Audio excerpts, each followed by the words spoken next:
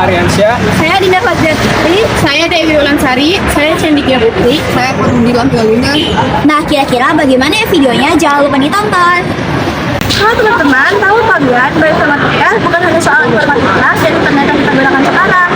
Dari masa lalu, sampai kini, hingga sekarang, informatika juga berkembang loh. Lalu apa sih informatika sendiri? Informatika masa kini adalah ilmu dan teknologi untuk mengolah, menyimpan, dan membagikan informasi dengan bantuan komputer, internet, AI, karena sudah jadi bagian hidup penting dalam kehidupan sehari-hari. Bukan hanya memproses dan menyimpan informasi seperti saat ini, tetapi juga memungkinkan hal-hal baru yang dulu dianggap hanya mimpi.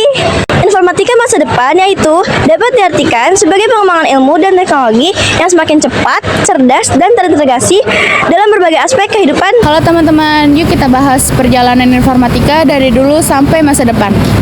Dulu banget, informatika belum seperti sekarang loh. Tapi awal mulainya revolusi industri 1.0 di Inggris akhir abad ke-18 saat mesin uap mulai menggantikan tenaga manusia. Inilah momen gimana orang berpikir, gimana cara kerja cepat pakai teknologi sekarang.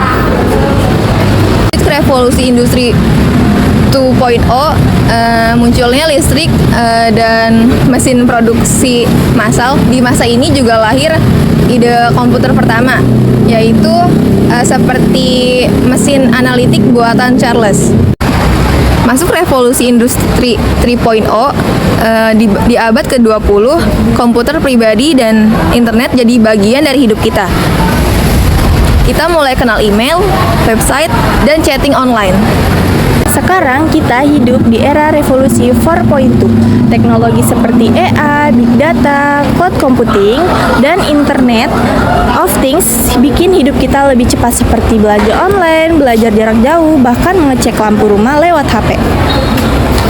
Hai teman-teman, pernahkah kalian membayangkan bagaimana data seperti foto ataupun video bisa sampai ke teman di belahan dunia lain sekalipun hanya dalam waktu hitungan detik loh? Rasanya kayak teleportasi kan? Nah, dalam teknologi informatika masa kini, inilah yang disebut dengan teleportasi data. Kira-kira bagaimana ya hal tersebut bisa terjadi?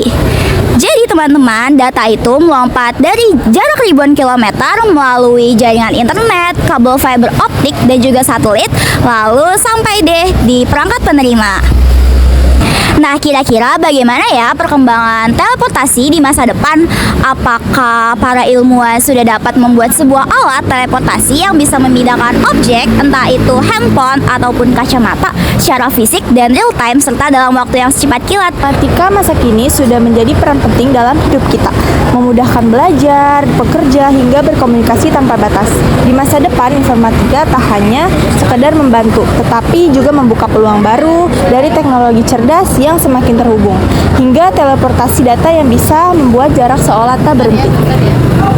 Generasi muda, tugas kita bukan hanya menggunakan teknologi, tetapi memahami, mengembangkan secara lebih jauh. Karena siapa tahu dari tangan kita lahir inovasi yang masih terbilang mustahil, tetapi besok